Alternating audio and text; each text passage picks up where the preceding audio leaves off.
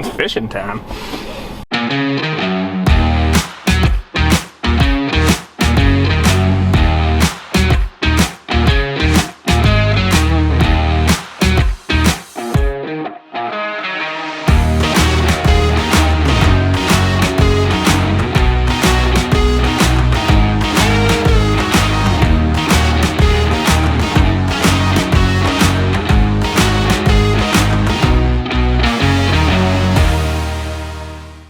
What's going on, everybody? Got something a little different for you this time.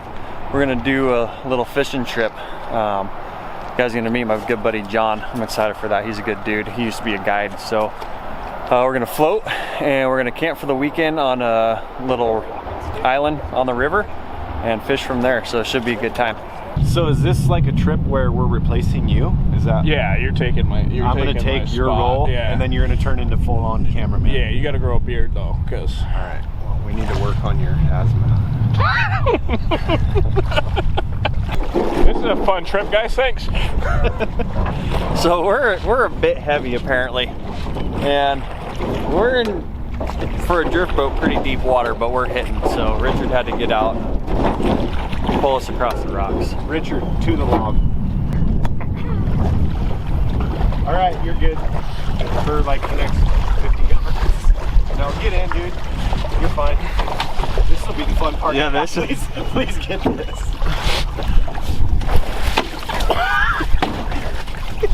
Richard, you're pushing us into shallower water.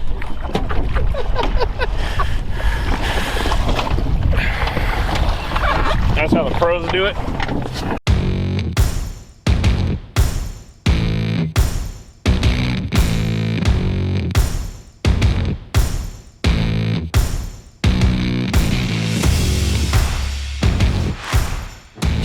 You have to know one thing about Isaac is that nothing is his first rodeo. Ever. Every rodeo in the history of rodeos he's been to. It has been rodeoed. He's ridden every bull, every bronc. He done rodeoed them all.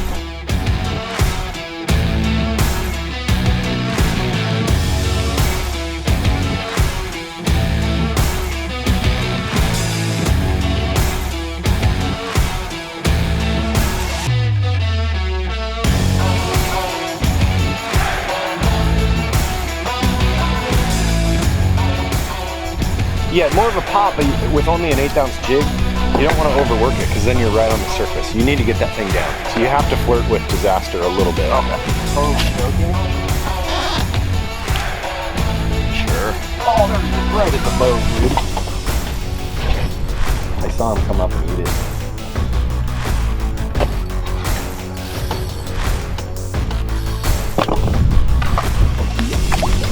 Let's not roll.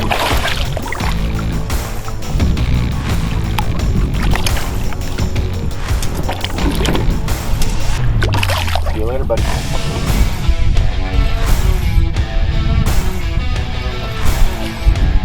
That one's not happy. That was pretty fresh.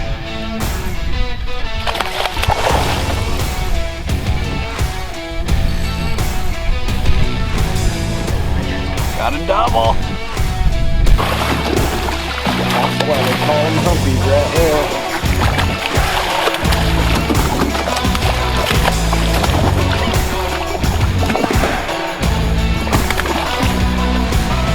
Guys, we just got to camp. Got a nice little spot up here. It's kind of sandy, so gonna get camp set up. Maybe, I don't know if we'll eat something first or not and then start fishing a little bit, or just get to fishing and then we'll make some dinner. But first off, we got to get camp set up. So Look at the head we're gonna nice little sandy spot up here to set up the tents and stuff. So Nice. pretty cool spot. We caught a few fish on the way down, so it's been pretty fun so far already. All right, what's up, everybody? So we just got camp set up. Want to introduce my buddy John. We met back in college and kind of became best friends. Played baseball with him. Kinda? He was kinda. All right. I mean, I got several best friends. Kinda. You were You're- my best man. I was your best man, but we're kinda. Yeah, kinda. I mean, I'd love to kick your I mean, ass. you were co-best man in my wedding. My brother was also. So And I didn't have a co. yeah, you didn't have a co. So I'm more important to you than you are to me. Yeah, apparently so. Yeah. So anyway, he's basically the guy that kind of taught me or got me into salmon, steelhead, He ended up being a guide for several years, so he's a wealth of knowledge for me. Got me into steelhead. Like I said, when we used to go down and camp on the Cowlitz. We used to go for his birthday in July. It was a great time. We used to catch fish and hang out and drink beers and just kind of get after it. So he's kind of my introduction into real salmon steelhead fishing, and he's along with us today. He's gonna kind of show us how to catch these salmon, and I mean, they're pretty easy to catch, but it's still a good time. Yes, it is. There's a lot of fish in the river. You might be able to see them jumping behind us. I don't know. So right over there. Anyway, just wanted to do a quick introduction. Buddy John, we got Richard behind the camera, and you guys know me. So we're gonna get after it. We'll probably start fishing here in a little bit.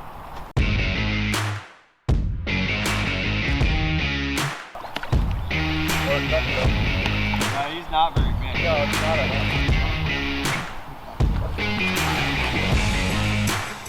Uh-oh, doubled up.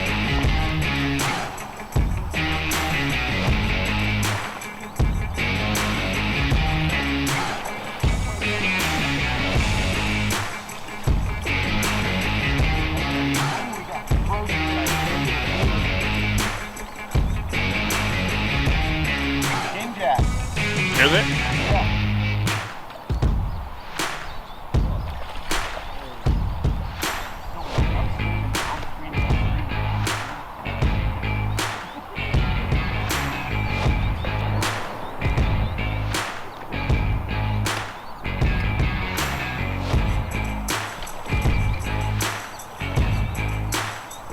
I think with that, if you walked out to where John walked out to, waited out there with that rod, you could probably catch some fish. With that sink tick and stuff. No, see, I got all wet. Yes. Oh, you're just trying to fish without getting wet. Who wants to get wet? I on every drop. There you go. Oh, king! Holy shit, it's big too. Is it? Oh yeah, it's bright too. Yes. Beautiful.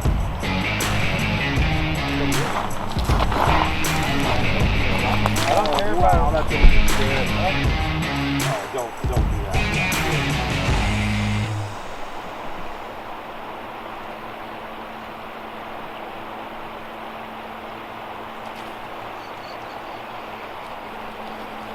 Oh yeah, I just saw it flash. Yeah. It's nice. This is also. Oh wow. It's a good fish. It's not 15, but it's probably 10 to 12.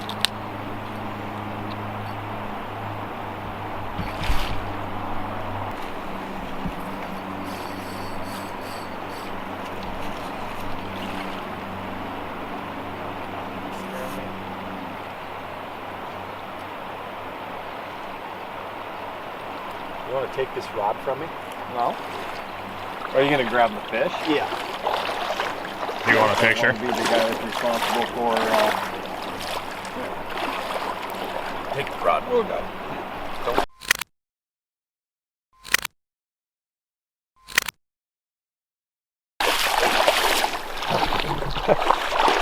That was cool. That was fun. So the reason we let that one go, it was a king, but kings aren't open for retention. It was a native, so it's natives are never open on this river. So it was cool to catch it, but now I guess go and spawn and create more. All right, so we just finished up fishing for the day, caught quite a few fish, a lot of fun.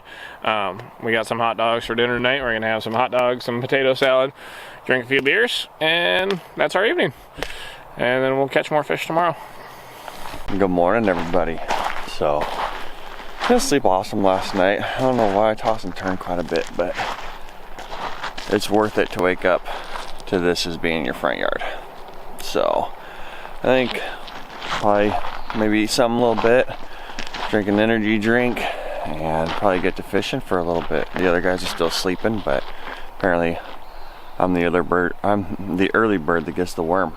So we'll catch up with you guys soon. Jesus, Mary and Joseph. How are you? Morning, Richard. Real unhappy I forgot my sleeping mat. Uh-oh. Did you sleep really garbagey too? Oh, real bad. Well, it didn't sound like it. Oh, you could hear me snoring? Oh, you were talking to the trees and the bees and the birds and yeah, all of it. Yeah, talking to that'll us happen. too. Did you hear that big ass fish jumping out there last night as we were going I to sleep? heard that was a beaver, I think. Or Isaac swimming, I'm not sure. You're a beaver. So we're doing a little redneck cooking here. Got the pan on a barbecue, but it works. Just gonna do some bacon scrambled eggs, and we got some fruit too. We're being healthy. It's not super. Oh, we got hash browns too. I forgot about those. Those are gonna be good. Yeah.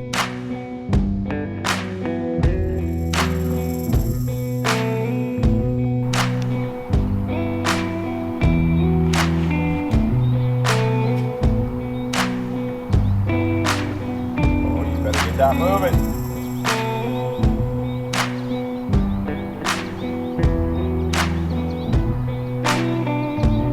There he is.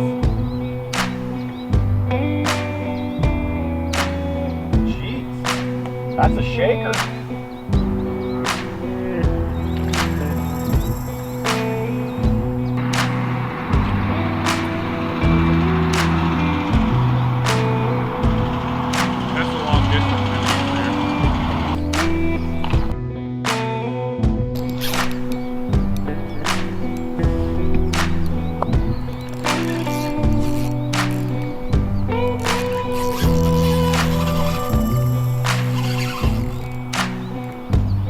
As soon as I loosened my drag, like 7 clicks, is what happened.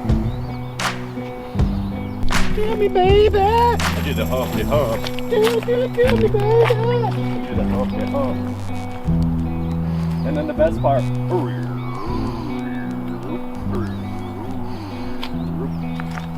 Yeah, I'm done. God damn it. This one like ate it. All right, so being a guide for several years, running your own business, I would assume that you have helped people fish from like maybe their first fish they've ever caught to really seasoned professional, maybe even fishing longer than you, right? So what would you say is kind of like the overall, maybe like the number one thing that you've seen is the biggest mistake that people make when they're fishing?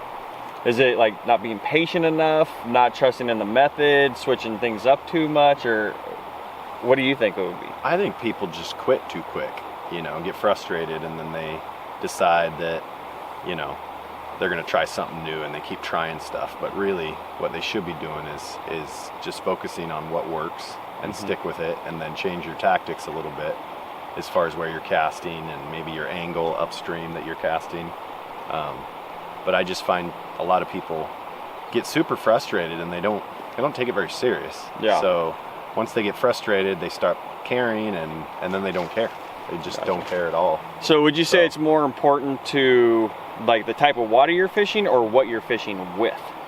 It can be both, I think. Yeah. I think it can be both, you know. As we've experienced the last day or so here, you know, everything's been working, but certain things are working better than others. And each hole has their own, you know, has its own little ecosystem and depth and flow and all of that. So trying to find something that can get down to the strike zone right where the fish are, and not depth is a pretty important especially thing, in the river. Yeah, because the fish are, we kind of call them belly draggers. They're basically dragging their belly close to the bottom everywhere they go for the most part. Not quite touching it, but very close. So when you're fishing a lure that's only getting down 2 or 3 feet below the surface, and your fish are 7 or 8 feet down there, chances are they're not going to move to grab it. Yeah. So you got to get it down where they are and where they live. And a lot of people, I think, overfish their gear. They're worried about getting snagged. They're worried about losing gear. So you're going to lose money. gear when you're fishing, If right? you're not if you're losing doing gear it right. now, yeah, we've lost some gear today. Right. You just lost Yeah, I something just about lost 5 minutes yeah. ago. But trying to just imagine your lure being in their face, right next to them, that's what's going to aggravate them and get them to go. Yeah. So in a river, specifically like salmon, I know steelhead, they'll supposedly feed and whatnot, right? Because they have the potential to go back out to the ocean. Are they hitting whatever you're throwing at them out of instinct, out of aggression, out of territory, or is it because they do eat in the river? Yeah, I mean, all the above minus the eating part. Yeah. Steelhead, sometimes, especially summer steelhead, they'll eat a little bit later on. Well, because I've caught steelhead on a fly, right? So that's more of a reaction strike, I think. You think so? I think so, but you've also caught some fish over on the Methow River, I think, where those fish feed. I'm certain of it. You know, they get hungry, especially when they get closer to spawning. But none of these salmon are actively trying to feed or eat fish or crawfish or, you know, some type of a fly or so it's whatever. more just instinctual. It's instinctual. And is it protecting like the beds and stuff, you think? I mean, I know we're not fishing beds or anything, but these fish aren't spawning yet, but whenever they get something in their face, they're not too happy about it, especially if it's moving and jigging and looking alive. They just can't handle it. And you got to realize that fish don't have fingers and hands to go touch stuff with, so their mouth serves that purpose. Okay. And they want to touch it, they want to feel it, you know. They don't do it with their fins. So they do it with their mouth. And certain days, as we've experienced today, it's not as good as it was yesterday. It just isn't, you know. I mean, the fish are there, it's just not whatever. It seems like maybe it's a little bit lighter, there's less clouds, there's some blue sky for the first time almost right there. And that could make a big difference too. It drives the fish deeper, and maybe they don't want to come and grab that lure like they were yesterday when it was a lot grayer. So if you had, say, you know, somebody's watching this that is just interested in getting into fishing, they haven't really fished before, maybe some lakes or whatever, they want to do the salmon steelhead stuff, what would be, like, if you had to give them the one tip, what would that be? I would go with a guide, or go with someone that really knows what they're doing, so you don't have that learning curve when you get to the river. You're already with someone that's going to help you. So that learning curve is a lot faster. Oh, it's way faster. And then once your confidence gets built and it's structured in you, then you can go out and catch them on your own. And even when you don't catch them, you still know that you effectively fish that area, and it still can be really fun, you know. No different than hunting. When you're out hunting for a week straight and never pull the trigger, you're still stalking, you're still after learning, it. You're still So I've had some of my most fun days on the water when I don't catch anything, you know. But it was a great day, worked hard, and the fish didn't go, you know. So all right, well, there you have it.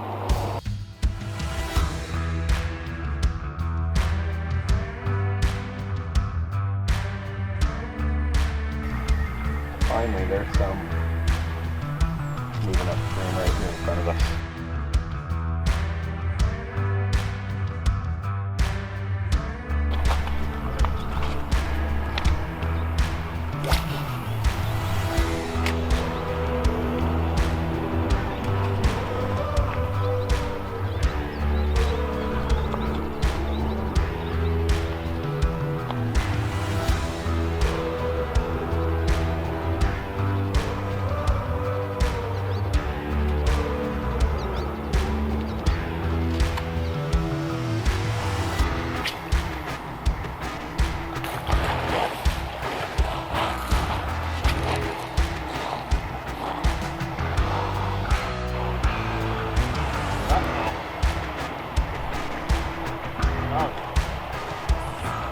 Gotcha, that did not go as I wanted it to.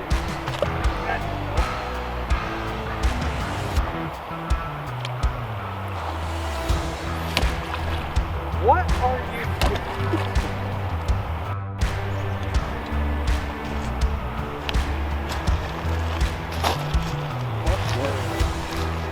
When you gotta pee and tie lures at the same time, you just do it.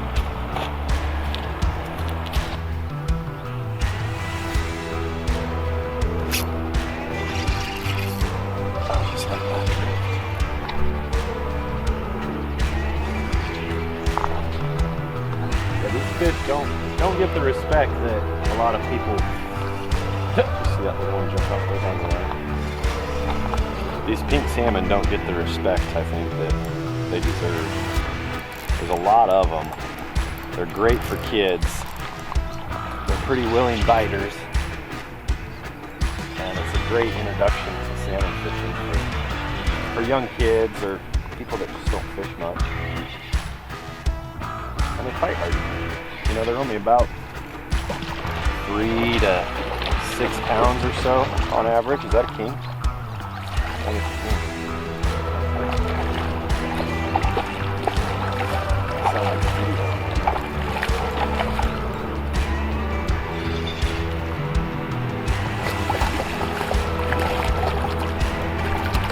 Oh, different colored one, huh?